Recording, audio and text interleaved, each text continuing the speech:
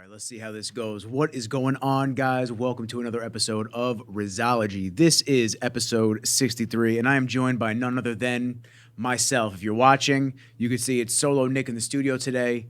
And there were a couple of little show ideas and topics that I have to do some solo episodes, get people caught up with me, what I do, some of the things that I'm knowledgeable about, and so forth. So on this episode, I've been getting a lot of comments, questions, concerns on my weight loss journey, the ability to keep the weight off now, and kind of what I'm doing. So I wanted to just list, it was originally going to be top 5, now it's top 6. I just wanted to run through a couple of bullet points just of the things that have kept me in control of not only my weight, but my mindset and the things that I've been doing differently as opposed to, let's say, a year prior. I did have in the notes to talk about a few different things.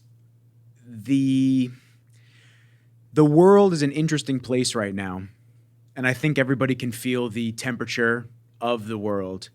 And it's not just in politics, it's just person to person, it's life. It's the things that we're being fed on a daily basis, whether it's fear-mongering from the left, the right, the center, it doesn't matter. I do believe that there's a lot of really crazy shit happening at a very fast rate. A lot of my friends know this. When I talk to them, I get deep with certain conversations. And one of the things that I've felt is since COVID, I feel like the energy, the big C word, right? Nobody wants to say it. Or people get weird when you say it, especially on platforms. You know, fuck yourselves. It is what it is. We went through something, whether it was real, whether it was man-made, whatever it might be. We came out the other side of it. And now in September of 2023, it looks like they're going to start trying to do some rollbacks on masks and on the mandates. And I've got some really strong opinions about shit like that. If you've been listening for a while, you know I don't fuck with government on any side. It doesn't matter to me. I think everybody's corrupt. I do believe that everybody has an agenda. They're all puppets. And what it does is keep people like you and I at the lower level never attaining an elite status. Not that you want it because, do you really want to be drinking the blood of infidels and shit like that? I don't know. But anywho, since COVID, the energy of the world has just felt off. Can't explain it, but certain things you just feel. So going into now, September of 2023, and going into the next couple of months and an election year next year, which I don't know about you guys, but to me is insane. The fact that you have to say, oh, it's an election year, things are going to get crazy. Why can't we just have candidates that run, not only tell the truth, which that they would all light on fire if, they actually had to tell the truth, but, why can't we just have an election, the amount of people that want to vote for these people, vote for them, and then that's it. Like, there's no bullshit. There's no secret shit. It blows my fucking mind. Anyway, I'm not here for politics. That could be another episode. But the energy's off. I don't know what it is. I don't know if it's the legalization and pushing of different things like gambling, pot, legalization throughout the country, keeping the liquor stores open during COVID. I mean, that is the most unbelievable thing to me on the planet. Just keep everybody dumb, fucking drunk all day and unaware of what's actually going on and be able to gauge the climate of things that are happening around them. Close the gyms. Make sure that everybody's not healthy. Blows my mind. But I was listening to a podcast as I was driving to my office just now, and it's a golf podcast, and they're talking about the NFL season, 2023 season's kicking off this week. And they said, sports gambling sponsored by, I don't know, I think it was like Sports Kings or something like that. Whatever fucking gambling site everybody uses. I have a lot of friends that are chronic gamblers, and I tell them all the time it's really not great. I get you guys win money, but you got to understand that at some point the house always wins. But listen, everybody needs to learn that lesson themselves. But what I found insane was on the actual ad, at the end of the ad, they tell you they're going to give you a $200 increase on all your bets for the first week of the NFL season. And then at the end of the ad, they literally go, If you or a loved one have a gambling addiction, there are numbers and there are places that you can call for. Did I just hear this right? Did you guys just put an ad out to hook people into gambling and then give them the number for when they get addicted to call and seek help for rehab? There are certain things that just can't be explained. I don't understand how society has gone such a plummeting type level. It just feels like we're regressing. Comment below. Let me know if you guys feel this way. But I just feel like in all areas, the food quality, the lifestyle quality, I mean, just to get by financially, you have to really be killing it. As single person without dual income household, you got to be fucking killing it. And life is just difficult on all areas. And the trajectory that we've been going is down. And I don't know when it starts to peak up, but I do know that what you can do is you can work on yourself to become better, because you can't always control the climate around you, but you can control yourself. So you see behaviors like sports gambling, drinking, drug use, even abusing yourself with eating the wrong foods. That's part of this episode and what we're going to be talking about. I mean, by not making these conscious decisions on the foods that you're consuming on a daily basis, the calories that you should be taking in versus the amount that you're expending during exercise, these are all things that you have to really be mindful of when you're trying to be healthy on all levels. I mean, one of the big things in the bodybuilding field, especially years past when I was competing and I was going through all the different stages of whether I wanted to take steroids, whether I didn't, just trying to figure out what my best route of approach would be. A lot of the big bodybuilders, you ask them, hey, you're taking a lot of steroids. Aren't you worried about your health? Aren't you worried about your longevity? You got kids, you got a family.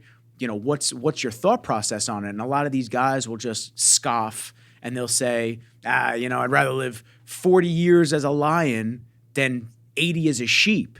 It's like, really? Really?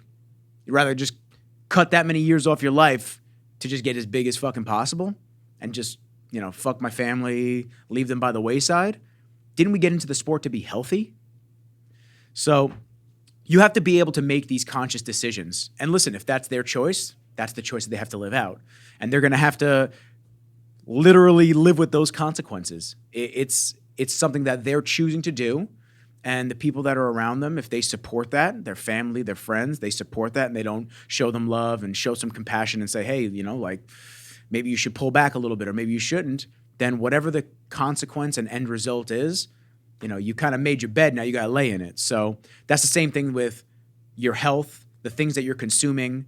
And when I say the things that you're consuming, I don't just mean consumption on a food level and ingestion of calories and whatnot. You got to watch what you're putting into your eyes and to your brain. Like, what are you watching? What are you consuming? If you're watching a bunch of bullshit, soap operas and bullshit reality TV, or you're doom scrolling. I mean, I'm not a saint. We're all fucking guilty of it. We're all guilty of when we're bored, we look for that quick dopamine hit to just pull our phone out and entertain me. And it's difficult, to not do that and to keep the phone in the pocket or put the phone in the kitchen at night and turn it off and keep it somewhere else. So these are little tips and little tricks that I've found have worked for me over the last couple of months. And I'm going to run down the list. I want to make this episode somewhat short and sweet. And then I can dive in to the actual logistics of each thing, and we can do a couple of episodes if you guys like this to go into it more. So a couple of the points that I had are don't be a statistic. So I looked up the obesity rate in America yesterday, and I put a little story on my Instagram, and the obesity rate is at a 69%. Now, I had a lot of people message me, and they started debating about the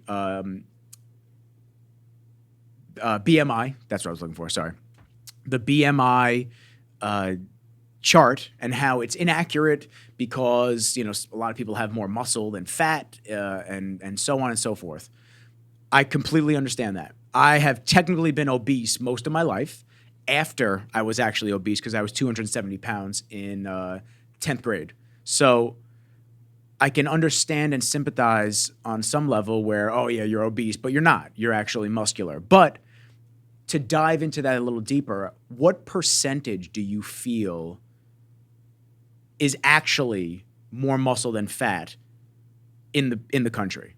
So now we have to take ourselves, if you're listening to this and you're a regular gym goer, or you're somebody that's in the CrossFit space, or you're somebody that's in a high rocks type environment, because with OG and all these guys, they do a lot of hybrid training. So if you're in that environment and you see these fit people around you all the time, and you see health and people actually that care about their bodies, you have to take that with a grain of salt, because that's a small minority in the United States. Even though most of the people we interact with, because like minds attract, most of the people we interact with are fitness people and people that take care of themselves. You look at the country, go to a movie theater, go to a restaurant, any restaurant, go to an amusement park, go to the beach, go to anywhere, the mall, and just look around. And when I say look around, don't look and judge. Just go look. Be more present and mindful of the people that are around you. And you're going to notice that there are an alarming amount of people that are heavy, don't go to the gym at all. You can tell, and don't take care of themselves on any level. And that's a problem, because not only is it a problem to themselves because they're going to get sick, they're going to form illnesses and diseases, but it's a problem for the country because it's a strain on the medical system when we have to constantly take care of all these people. All of these foods that they're consuming, the seed oils, all the bullshit, the high fructose corn syrups, just all of the shit leads to cognitive issues and impairments and mental health issues. And these are all genetically modified foods. What do you think they're doing to you when you consume them? Do you think that the human body was meant to break these items down and properly digest them? No, you're going to be sick the more that you consume them. And one of the things that I learned in the fitness and bodybuilding space was, even though somebody looks fit on the outside, doesn't mean their insides are crystal clear. Because there's a lot of people that have rotting insides based on the PEDs that they're taking, the consistent tilapia and shitty food sources and choices that they're eating on a constant basis, not giving their digestive tract time to actually catch up. So when Mountain Dog was, John Meadows was alive, his biggest tip to a lot of people was to fast one time a week. And this is before fasting, as of late, became more and more popular. So he used to say you need to fast because you got to give your digestive tract some time to catch up and take a break. Because if you're eating as a bodybuilder 6 meals a day, every day, you go to sleep, you wake up, that go to sleep, wake up period is the longest that you have without food and your body having to break things down. Right when you wake up, you're either doing your fasted cardio or you're having your first meal. And then the status for the fitness industry for a long time was every 3 hours, every 3 hours, every 3 hours. Every 3 hours, you're just packing more food into your body. Your body doesn't get a chance to actually chill for a second. So there's a lot of different things that you can incorporate through the fitness industry that will help the longevity and help you overall, but you have to be willing to understand that these are things that you can utilize to be healthy. So I have to start the episode, even though I've already been talking, I have to start the episode with a disclaimer that I'm not a doctor and it's not a substitute for medical advice. So you need to reach out to your general practitioner, dietitian, anybody that's certified in, any type of food guidance, this and that, before you take all the advice you get here. And so what did I do?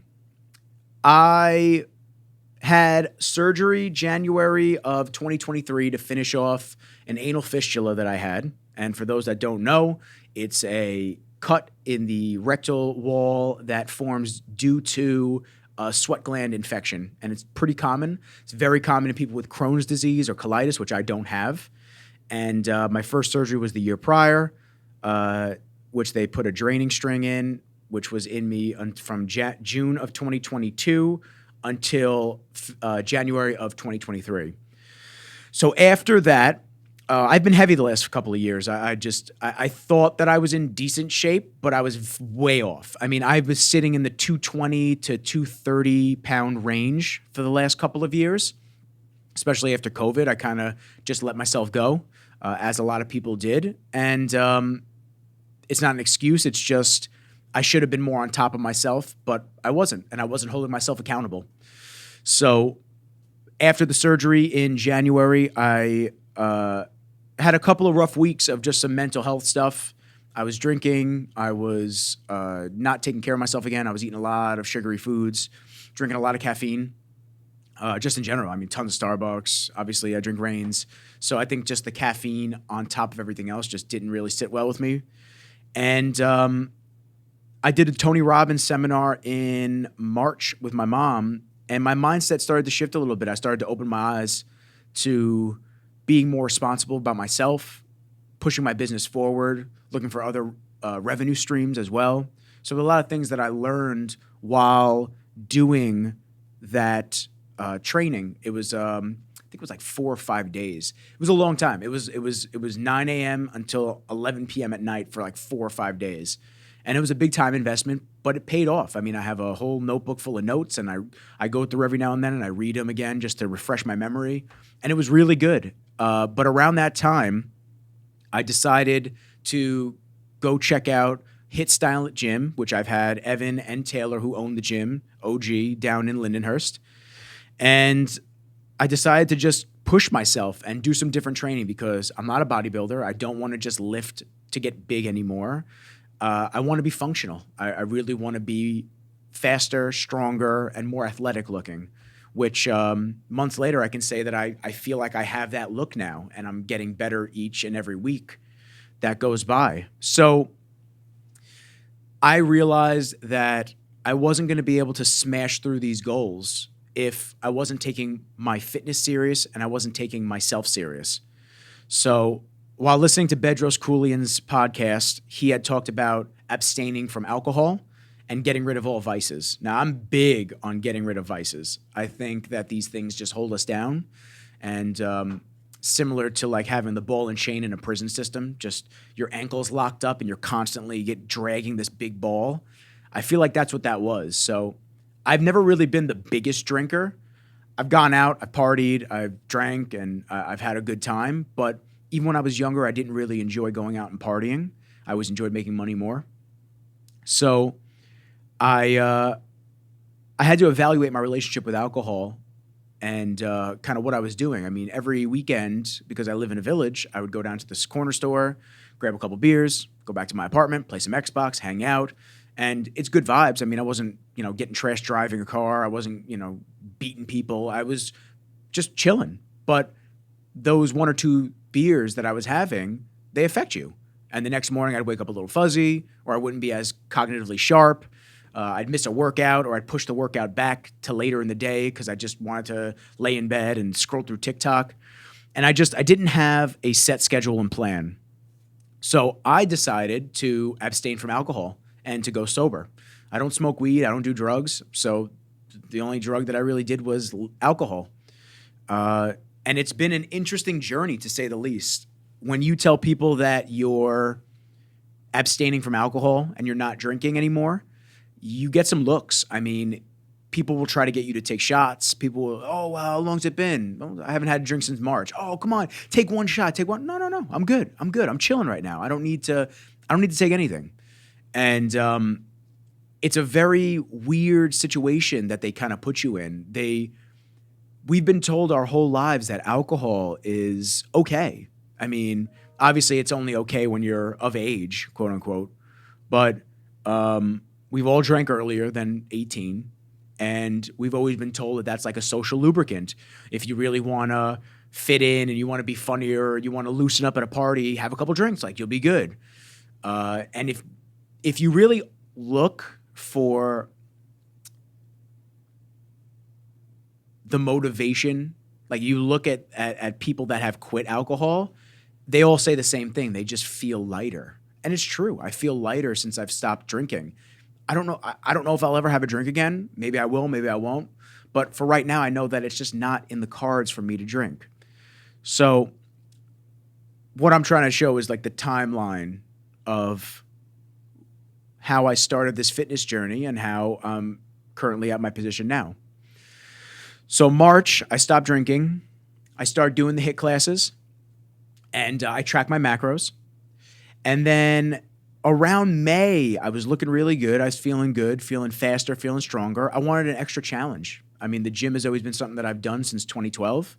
I wanted to push myself a little further and try something totally outside of what I'm used to. So I went to Matt Serra's Brazilian Jiu-Jitsu school over in Huntington, and I've always been a Serra fan from the UFC days. And I walked in, and he was there, and he's like, "Hey, what's going on, buddy? You know, I'm Matt." And "Yep, I know who you are."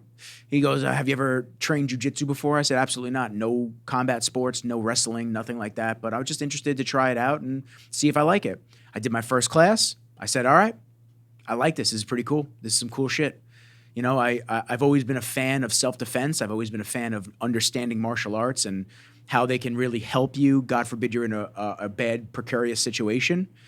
And I just feel like it's another tool for the tool belt. It's another thing that I can sharpen and get better at. And not only is it fitness, but it's cognitive fitness as well. So I said to myself, I'm going to commit, because it was a year commitment to join his gym. I said, I'm going to commit. And I bought my gi online. And if you don't know what a gi is, it's the martial arts attire, and you call it a uniform. And I bought my gi, and the day that my gi came in, it was like a week and a half later. I bought it from Origin. They're an American-made company up in Maine. And the day that my gi came in, I went down to the school. I signed up for the year commitment, and that was it. Off to the races. I was going 5 days a week on top of weight training in the morning. And I mean, the weight was falling off me. I would eat over my macros a lot of days. Still, the weight was just falling off me. Getting more cut, getting more muscular, and I started developing different muscles. So like my fingers and my toes and my form, everything was sore in different places that I haven't ever been sore before. So it was raising my fitness in a lot of different ways. It's been a blast learning at that school. A couple of injuries here and there because it is a combat sport. I mean, little AC joint issue on my shoulder. I popped my knee once just from a stupid move that I did. But, you know, you learn. Like I popped my knee. I won't do that move again, or I'll be more mindful of what position my knee is in before I try to stand up with an opponent. But it's been a really cool journey, and I'm definitely going to put a different episode together about my jiu-jitsu journey. But let's get to the numbers, because we're 23 minutes in right now, or 20-ish minutes in right now, and I want to make this concise and right to the point. So the biggest overall message before I get to these 6 points is there's no magic pill or substitute for hard work. You got to work your ass off. Day in, day out. When that alarm clock goes off in the morning, get the fuck up. Don't procrastinate. Don't wait. The alarm clock goes off, you're out the bed. You are making the day better by starting early, starting fresh, getting your workout in, and dominate the day. Because if you're going to hear the alarm clock, ask for 5 more minutes, ask for 10 more minutes, not make your bed, not do this, not do that, you start stacking these little L's. And overall, you keep stacking L's, you're just going to feel like shit and you're going to perform like shit. So the first thing was taking accountability. So I have some bullet points. You know, when is enough enough? I was tired of being heavy. Plain and simple. You know when you're tired of being overweight. It just is what it is. I've been there a few times in my life. You feel uncomfortable in your clothes. You feel uncomfortable in your skin. I mean, that's a problem. And only you can fix that problem. No one else is. Like, if I point to somebody else on the street, no, he's not going to lose that weight for me. She's not going to lose that weight for me. She's not going to get up at 6 in the morning, technically 5 in the morning. I've been getting up at 4:45, 5 in the morning. She's not going to get up at that time for me. I have to do that. That's on my back. So at some point you have to ask yourself, am I really going to do this? Am I tired? Because you get tired of feeling that way. It just happens.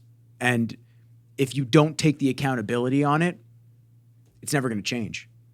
You know, what's the age-old saying? It's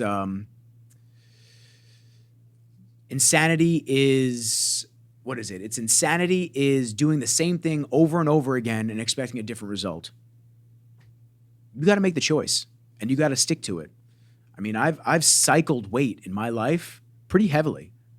Super heavy, lean in high school when I lost all the weight. Then I went back to being heavy again. Then I went all the way down to 150 competing in bodybuilding. Then I went back up over a couple of years. Then I thought I was going to do another prep, and I went down again. And then over the last 5-ish, 6 years, my weight's crept back up to the high point. And it goes back to, like, I've been single for a long time. It goes back to, like, the thought process of, if you don't love yourself, no one else is going to, you know, you're not going to be deserving of that love. You have to love yourself if you want to expect someone else to give that to you as well. So I'm finally at a point where I feel it. I feel different. I feel good. I feel proud of myself. I wake up, I look in the mirror, and I go, wow, we're getting a couple of extra little muscle pops today. Like, you feel good. And I think the biggest transition from now to when I competed in bodybuilding was I'm not suffering. So I'm not suffering in dieting. Like, when I bodybuilt, I fucking suffered, and I hated it. But I got it done.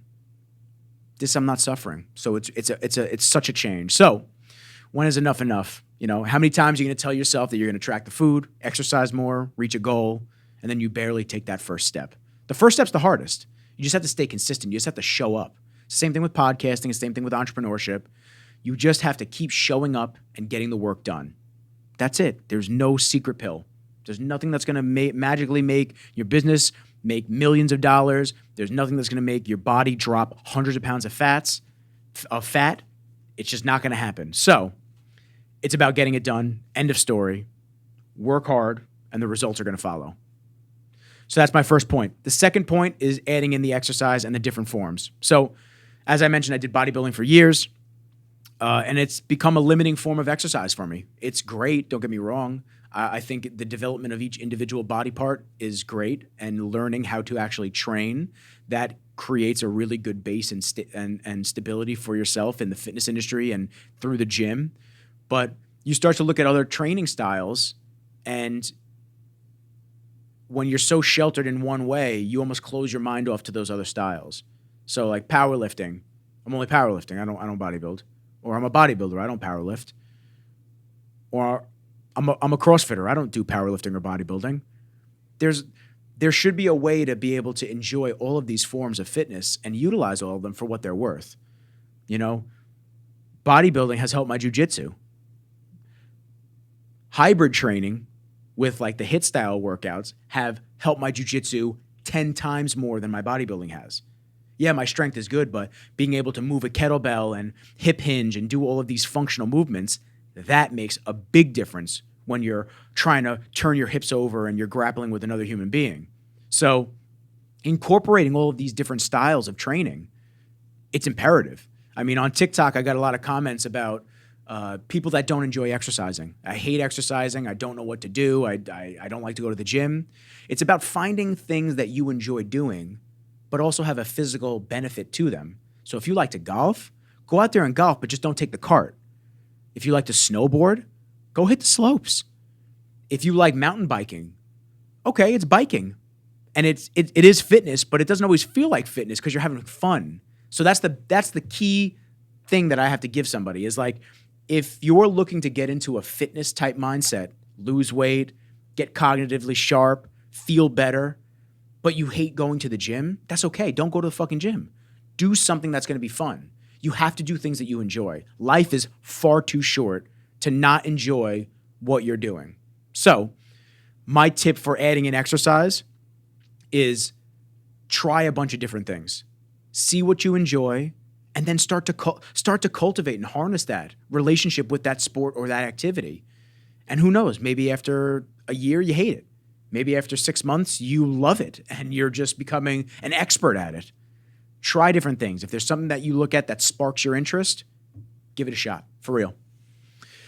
3, tracking macros. Oh man, this is This is a whole episode on its own. I'm going to give the abbreviated version. If you don't know what a macro is, it's a protein, carb, and a fat. These are the macronutrients that we consume on a daily basis. Then of course, you have micronutrients, which are like, microgreens and whatnot for all your vitamin needs and all your macronutrient needs. But we're going to stick to the macros currently. So protein, carbs, and fats. Quick lesson. For every gram of carb and protein, it's 4 calories. For every gram of fat, it's 9 calories. Super simple. But these are what make up nutritional labels and the calories that you're consuming off of items that show them. So if you have 9 grams of fat, 10 grams of carbs, 10 grams of protein, it's 10 times 4, and then 9 times 9. 10 times 4 twice, because it's for protein and carbs, and then 9 times 4 for the 9 times 9 for the fats. Sorry, I got a little fucked up there. But people make this out to be the worst thing ever. I mean, tracking your food, I could never. It's too hard, this and that. My Macros Plus, zero affiliation. My Macros Plus, send the check. I have put all my friends on to that app to track their macros, and it couldn't be easier. I'll give a tutorial if people really want me to show how I use the app. I'll do a screen record and I'll walk people through it on a video. But I mean, essentially, you track all your food. It shows you the amount that you've consumed per day, how much you have left. You can add your own foods that you use on a daily basis into it to make it even more simple. The tools are there. I mean, 40 years ago, it was probably much harder. But 40, 50 years ago, we also didn't have to worry about all the GMOs and all the bullshit in our food. And generally, people were healthier. So you have to make the conscious effort to track the food, understand what you're eating, and you may have some gastro upset or some issues with certain foods that you just shake off and you don't understand. But now because you're tracking, you're able to now look at the app and go, my gastro was like, it was acting up. I was bubble guts or I had diarrhea, like whatever you had. Like I just felt like shit and this and that. And there's a trend. Every time I eat peanut butter, every time I eat fish, or every time I eat beef, whatever it might be, you can actually see it because you're taking the things that you're putting into your mouth. This is the key word here. You're taking accountability for what you're putting in the chompers, okay? Stop just fucking throwing peanut butter cups and all kinds of shit back there, just being like, well, whatever, it is what it is, and then forget, and then you have a Sunday later in the day. You're packing on crazy empty calories, and the exercise output is probably nowhere near what it needs to be to burn all that off to stay at a base, let alone lose weight. So I would highly suggest getting an app to track your macros. What I tell people when they first want to start losing weight is you should track the food for a week to see where you're currently at. And that's no holds barred. Whatever you're going to eat normally, you need to track. So if you're going to eat 3 Sundays, a box of cereal, this and that, you have to eat it all and you have to track it all exactly to what you ate, because that's going to show the amount of calories that you're averagely consuming, and it's going to be fucking eye-opening when you see how many grams of carbs, how many grams of fat, and how many grams of protein. Generally, that protein is super low. I'm also not somebody that thinks that protein should be super high, so I'm kind of on the fence about stuff like that. There's a lot of people that say 1 gram of protein per pound of body weight. I eat a little bit under that. It's a lot of food to be consuming after a while, and I've just never been a fan of eating that much protein. But you got to check your food labels. Look to see what's in it. I just found out that fucking natural flavors, I mean, in my seltzers, I was going to grab the box, but I don't feel like reaching over there. Natural flavors in like seltzers, whenever they say natural flavors, it's not great, man. Somebody sent it to a lab to go get it checked out, and it came up with a lot of shit. I don't have the actual stuff. It's on my phone. Oh, actually, got my phone right here. Let's see. What did she say was in the quote-unquote natural flavors? Here it is. Acetone, diacetyl. I don't even know what if you, okay, here's another tip. If you can't pronounce the shit that's in there, probably shouldn't consume it. Probably not good. I mean, when you see a watermelon and it just says melon or watermelon, that's good to consume. Eggs, steak. All this Beyond Meat versus regular steak and regular meat, whatever your standpoint is on it for the environment or the morality of it, whatever it might be, a single sourced ingredient is always going to be better than some genetically modified piece of fucking whatever it is that scientists are making up. I'm good on all that shit. All that does is cause gut irritation, cellular decay, tons of horrible symptoms and side effects that you don't need when you're trying to get healthy and stay fit. The foods are horrible, so you might as well try to stay as plain Jane as possible. And I know plain Jane ain't sexy. You're not going to get excited over eating, plain foods when you could be eating. I keep going back to Sundays. I guess I want a Sunday. I don't even know what's going on with that shit. But when you could be eating junk food and when you can be eating Sour Patch Kids and all kinds of other shit, pancakes in the morning and whatnot, you can do these things, but you can make your own healthy spin on them because dieting doesn't have to suffer. You don't have to suffer to diet. There we go. But yeah, I got to be honest with you. I can't even pronounce half of this shit. Isobutanol, propanol, I'm going to try to pronounce this one and then I'm moving on. Pentanedione 2,3.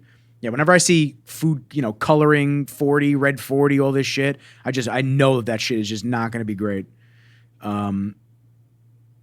Yeah, ethyl, a bunch of ethyls. I don't, I'm not a scientist. I don't know what these do, but I can take a guess that they're not going to be great in your system. They're just not. I never claim to be an expert at any of this stuff, but it doesn't take a rocket scientist to figure that type of shit out. So check those food labels. One of the tips that John Meadows used to say all the time is stick to the outside of the grocery store because the inside is where all the preservatives and things that have to stay shelf life stable for months and months, years and years. You don't want to consume that shit. So things that actually decay and actually, every time I bitch about my avocados going too ripe too quick, it's actually a good thing. That means they're real. That means that they're not fake. If I have avocados sitting in my fridge for 3 weeks, 4 weeks, and they're not dying, that's a problem. I probably shouldn't eat that. So yeah, think about that when you're at the grocery store. And, one of the points that I had on here, well, two of the points is no food tastes as good as when your clothes fit. I'll say it again. There is no food on this planet that tastes as good as the feeling when your clothes fit. And what I mean by fit is when you don't have love handles sticking out and you don't feel fat and you feel tight all around. You just feel good. There is nothing on this planet that tastes as good as that feeling. And I've said that for years, and every time I've been in shape, I've always said it, and every time I've been heavy, I've always felt it. So you got to really keep yourself in check and understand that, that bite, that snack, that extra moon pie, I don't fucking know, moon pie, I don't know. Is it really worth eating to not feel comfortable in your clothing and in your skin? And my guess is probably not. Water is an interesting subject. Once again, not a professional when it comes to water and, everything about that. But tap water is dog shit for you, I can tell you that. The amount of fluoride and estrogenics and everything else that's in the water supply is absolutely horrible for you. I'm going to mute my phone. I got the fantasy league blowing up my iPad right now. Don't want to keep seeing those notifications. There's a book called Estrogeneration that talks about the amount of estrogenics in the water supply, in the food supply, and what foods and how to avoid them to some extent. I mean, if you're not filtering your water at home, get to filtering. When you're out at a restaurant and somebody says, and the waiter comes over and they say tap or bottled water, and somebody at the table always goes, tap's fine. Fuck no. Tap ain't fine. I'm good on that. I'll pay for the water. There's so much shit in that water that I don't want to be consuming it. And if I'm taking all these steps and precautions to work out extra hard, to eat the right foods, to make sure that I'm reading the labels and all this stuff, to fuck it up when I'm drinking water, it's not happening. So I filter my water through TikTok and a bunch of people online. I was informed that you have to remineralize your water that has been stripped of all the minerals because it's been filtered. So although that your filter at home strips the chlorine, strips all this shit out of the water that you're filtering from the tap, it also strips the good stuff. So now you're drinking water that is actually leaching these minerals out of your body. So one way to help that is Element, the salt packs that have the sodium and hydration if you're working out extra hard or you're fasting in the morning. These are great ways to stay not only in your fast, but to stay hydrated and mineralized throughout. Or you use literally trace mineral drops. So it's a blue bottle. You can get it on Amazon. I can put a link in the description of the podcast.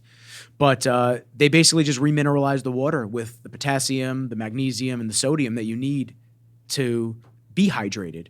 And you'll probably find that you don't need to drink a gallon, 2 gallons, 3 gallons of water a day because your water is mineralized. It's actually good water that isn't stripping your body of everything now. So it's just crazy how things work with, just everything in this world. That there's a million and one things you have to do to restabilize things that they're telling you is healthy. Number 4 is sobriety. So I already kind of went over the benefits in my opinion. You have to get past the judgment of others and just get rid of the vices. Do you really want to be training your ass off, being a badass motherfucker, just all around, eating well, dropping weight, feeling good, to have a vice that hooks you?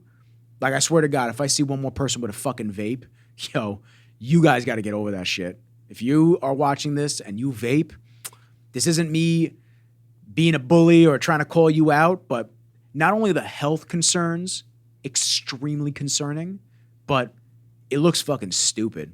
Let me blow this smoke out and try to look cool while I'm standing here. Nah, yo.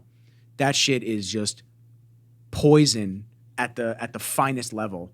Most of the shit's made in China, and you really want to be consuming that stuff, breathing it directly into your lungs, and then you wonder, what is it called? Popcorn lung? That's what they're saying people are getting from the vapes. I can't make it through the day if I don't have my vape. Yo, get it together. Dead ass. Get it to fucking together. Like, that is insane.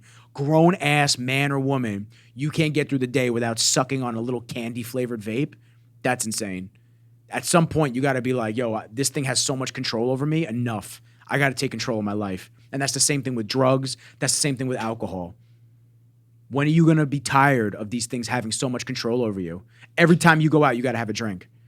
The amount of people I see that bust their ass all week to just go out multiple times a night on the week and multiple times on the weekend, there's a drink with every fucking meal. Really? Do you know what that does to you on the inside? Do you understand what that does to not only your liver, but your brain? Constantly having alcohol, multiple drinks a week. Oh, it's just one. Yeah, just one. Just one here and there with dinner. And when I go out to the bars with the friends, or when we celebrate something. So every get together at every event, you're just you're just never, your hand's never empty. You always have a drink in hand.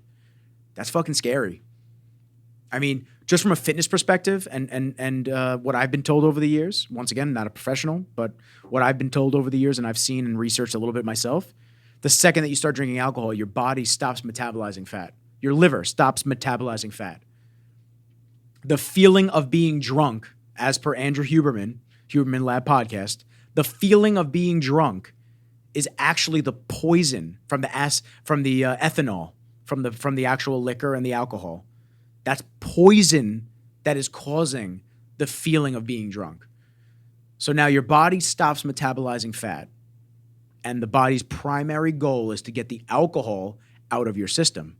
That's exactly why you piss so much when you drink, because the body's trying to rid it of all the alcohol and get it out as fast as possible.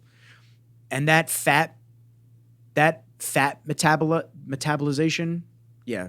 So the fat metabolization that you're missing now, that doesn't start back up right when the alcohol is out. I believe it takes 24 to 48 hours, if I'm not mistaken. I could be wrong, but let's just say 12 hours for shits and giggles. That's 12 hours on top of the drinking you did all night and the shitty foods that you consumed. I mean, you got to be able to make these choices yourself, but it's pretty crazy. The fifth point that I want to make is disconnection. Kind of how I started the episode. The world's a weird place right now, and there's a lot of doom and gloom about everything. I made the conscious decision a long time ago to stop watching the news. I'm good on it. I don't need people who have a paycheck cut for them telling me what the people that cut their paychecks to tell. I don't need that shit. If we're not going to have an unbiased, real news source, I won't consume it. I like TikTok, to be honest with you. Although there's a lot of quacks on every single side, you do generally get unbiased news in some manner. You get to actually see all points, not just one. And although the algorithm will point a specific type of trend of videos that you like towards you, you still do get to see every angle from a news story. And that's something that we never were able to get years prior. So I think we're currently living in a situation where news sources are just having a troubled time capturing our attention. So they have to go with sensationalism like they did years and years ago. It's if you don't think that it racks your brain at a subconscious level and makes you nervous and makes you anxious and eats away at you, you're incorrect. It does. So you have to be very careful about the things that you're consuming on a media level. Very careful, because it is very easy to get hung up. I mean, one of the crazy things that I saw was when I had Netflix. I canceled it recently. When I had Netflix, or is HBO, one of the streaming services, one of the new movies or series was the divorce of Kanye West and Kim Kardashian. Really. Everyone's life is so great. Like you watching right now, your life is so excellent and stellar that you can sit down and watch the divorce of Kanye West and Kim Kardashian. That is fucking insane. That's even a show. Who gives a fuck? Who cares? You really care that much that these people got divorced? They don't give a fuck about you. They don't care about us. We got to stop glorifying these people and giving them the platform that they don't deserve. Kim Kardashian doesn't deserve her platform. She got it by fucking a dude on camera. She got it by having a mom that was married to a world-famous track star and her original husband died. This is fake fame, but people that buy into the bullshit have given her this platform and made her somebody into a godly figure in her eyes that she isn't. She's a fucking person. She's a human being. Stop giving these people this attention. It's insane. Support your friends. Support small business. Support your family. Talk. If you liked your family's posts when they start a business or they're talking about something that could maybe give them income down the line, if you supported as much as you did every random celebrity on Instagram or social media, who knows? That circle might elevate to the next level. But instead, you like the same rappers post. You like the same celebrities post. Oh, look, they're in Ibiza again. Who gives a shit? Gives a fuck? From what I've been hearing from everyone's behind on bills. Interest rates are through the roof, and no one can barely afford not living paycheck to paycheck. So theoretically, the attention should be off the celebrities. They don't matter. Focus on your life. Consumption. The things that you consume, the things that you take in matter on a cellular level. You have to be able to meditate. You have to be able to get to ground zero and ground. Put your feet in the dirt. I just did it when Kenji was at the dog park before. I put my feet in the dirt. It's been a long time. I wear sandals mostly now, to be honest with you. I don't like wearing shoes. If you guys see me at the gym, I come in sandals with socks on. I like my toes spread out. I don't like that, constantly wearing footwear. Everyone's constantly wearing footwear. That's another thing. You got to break these trends. Everyone's constantly wearing sunglasses. Get the sun in your eyes, especially in the morning. Andrew Huberman, again. I can't take credit for these people that give this, scientific, unbelievable information. But these are things that you need to do to feel better, to perform better. And these steps, consumption, I think, was the 6th step, but I'm going to stick with 5. These steps are kind of what has laid the groundwork to getting me into a better headspace, getting me better physically, emotionally, loving myself, feeling good.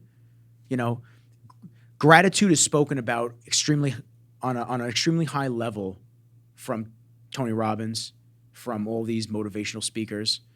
You have to be grateful and show gratitude to people and those around you. I was doing gratitude texts early in the morning. when it was 5 in the morning, I'd journal, and then I would send out gratitude texts and say, hey, so-and-so, I appreciate you. You know, what you do in your professional life motivates me. And whenever I do something and you support me, I appreciate you. These are things that make people feel good and help other people perform on a high level. And to be honest with you, when I send that out and I get those text messages back, that's like a dopamine hit for me too. Because these people that I send it to, when they send you a message back, they're very fortunate and they're ecstatic to read that they're making a difference in someone else's life. So practice gratitude. That's huge. The other thing I would say is get up the same time every single day. Doesn't matter if it's the weekend. Doesn't matter if it's the weekday. You have to pick a time to get up and start moving. Get your workout done with early in the morning, then maybe train again later at night if you have the energy, if you're eating enough calories, if you're not burnt out, train again at night. So I was doing I still am. I do the HIIT class at 6 in the morning most days. Some days I do it at 10 if I fucked up my schedule, but I'll do 6 in the morning. I get up every morning at 5 a.m. Every morning, weekday, weekend. If it's the weekend, I don't have anything going on, like I don't have a fitness class that morning, I walk Kenji extra long. I give him an extra long walk. Super early. He's happy. He's like, fuck yeah, man. I get to get out of the house earlier. Let's get it. By keeping that consistent, your circadian rhythm is constantly in firing mode of the same thing day in and day out. You'll get tired at the same time every single night. You'll feel better. Wake up, get the sun in your eyes. Now it's going to be going into fall and winter, so it's getting darker earlier. But still, be outside. Get the sun in your eyes. Be present. These are some of my tips. I hope you guys enjoyed this little excerpt. Oh my God, it's 50 minutes already. I really was trying. I really was trying to keep it concise and condensed, but I hope that you guys got something out of this. I really do. I want to do more solo episodes. I want to do more Q&As. I'm going to be doing more lives. I have my new office coming soon. I'm just signed the lease. So as long as everything goes good, I should be there in the next month or so. That'll be a whole new space, painting the walls, getting everything set up. And I'm going to be doing a lot of shit there. I mean, it's on my block in Huntington, so I'm going to be there all the time. And I want to be more and more present, especially as we go into these interesting times coming up in the next couple of months. I want to have a lot of two-way dialogue and open dialogue with free conversation on every single side. It's just, it's super important, and everyone is super closed off if you don't align with everything that they think and believe. So take these tips, let me know, comment below, share with friends and family, and in all honesty, I appreciate you guys for fucking with me. And on that note, peace.